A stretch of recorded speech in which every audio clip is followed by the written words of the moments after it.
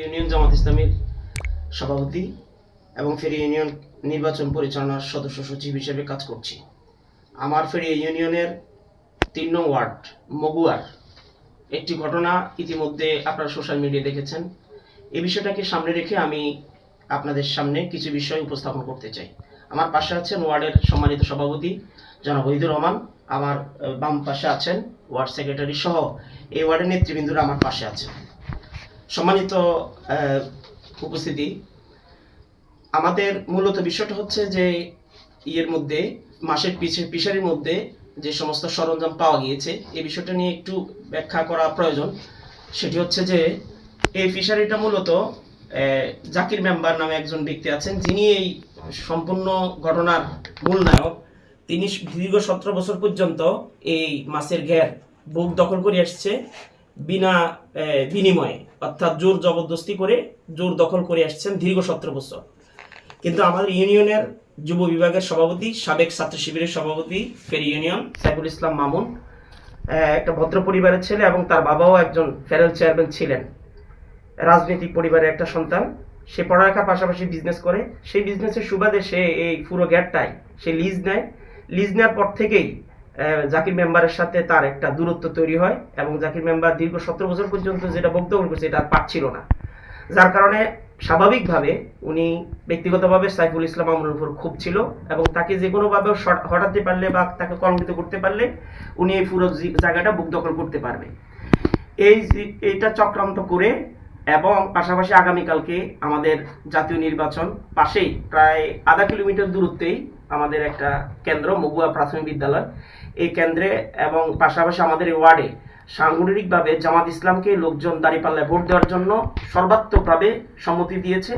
তারা মাঠে ময়দানে কাজ করতে গিয়ে দেখেছে যে তাদের অবস্থান শূন্য, যার কারণে তারা আগে থেকে আমাদেরকে হুমকি দিচ্ছিল, মাঠে আসতে দিবে না, কেন্দ্রে আসতে দিবে না, হাত কেটে দিবে, পা কেটে দিবে, এ ধরনের হুমকি প্রতিনিয়ত তারা দিয়ে আসতেছিল এবং আমাদের কর্মী ভাইদেরকে বিভিন্নভাবে হুমকি দিচ্ছিল, ঘরে থাকতে দিবে না, ঘর পোড়ায় দিবে।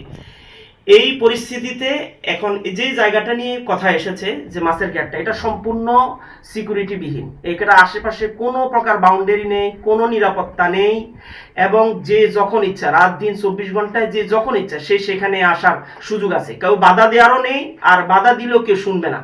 এমন একটা পরিস্থিতিতে সেখানে আমরা সিসিটিভি ফুটেজ আমরা পর্যালোচনা করে দেখেছি যে জহিরুল ইসলাম 8:22 যুবদল নেতা জহিরুল ইসলাম সেখানে প্রবেশ করে।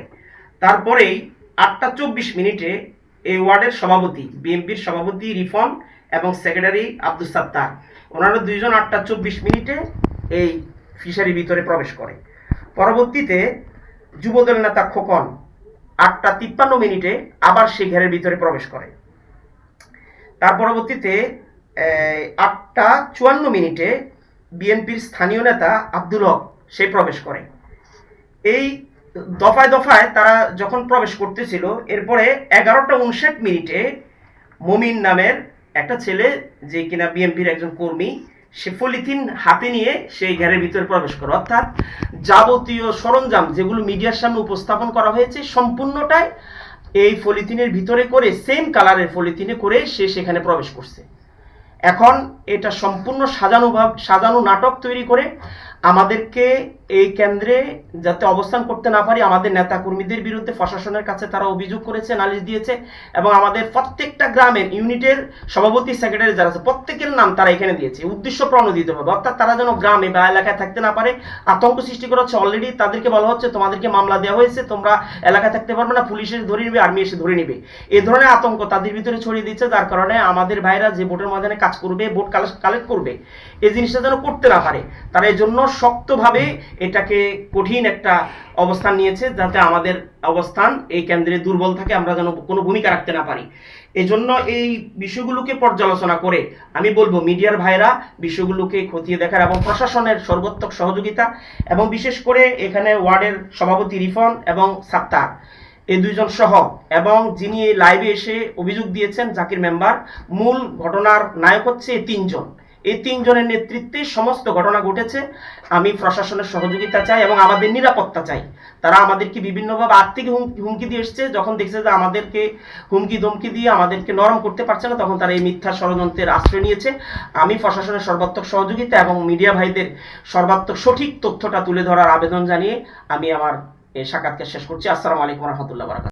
এখানে আরেকটা বিষয় সম্পৃক্ত করা দরকার, যেটা আপনাদের জ্ঞাতার্থে খুবই প্রয়োজন। সেটা হচ্ছে যে ব্যক্তির আইডি থেকে ফেসবুকে লাইভ এসেছে, সে লাইভে যাওয়ার আধা ঘন্টা আগে এমডি সুমন আহমেদ, সে ফেরি ইউনিয়ন যুব দলের সদস্য সচিব হিসাবে সে ছিল এবং সে এখন ইউনিয়নের একজন গুরুত্বপূর্ণ দায়িত্বশীল হিসাবে দায়িত্ব পালন করছে। তার আইডি থেকে পোস্ট এসেছে যে তারা পুরাতন খেলোয়াড়, যে আমরা কিন্তু পুরান খেলোয়াড়, ভেঙ্গুলের বাসায় আগুন দিলে কি হয় এটা মনে হয় আপনাদের জানা আছে। এটা তার আইডি। এই পোস্টটা দেওয়ার আধা ঘন্টা পরে সে লাইভে আসে। অর্থাৎ এই বিষয় দ্বারা বোঝা যায় এটা সম্পূর্ণ একটা পরিকল্পিত বিষয় ছিল এবং লাইভ চলাকালীন সময় তাদের নেতাকর্মীরা সবাই সেখানে প্রবেশ করে। এই জন্য আমি ঊর্ধ্বতন দায়িত্বশীল প্রশাসন এবং সাংবাদিক ভাইদের সুদৃষ্টি এবং সঠিক বিবেচনা করার আহ্বান জানাচ্ছি।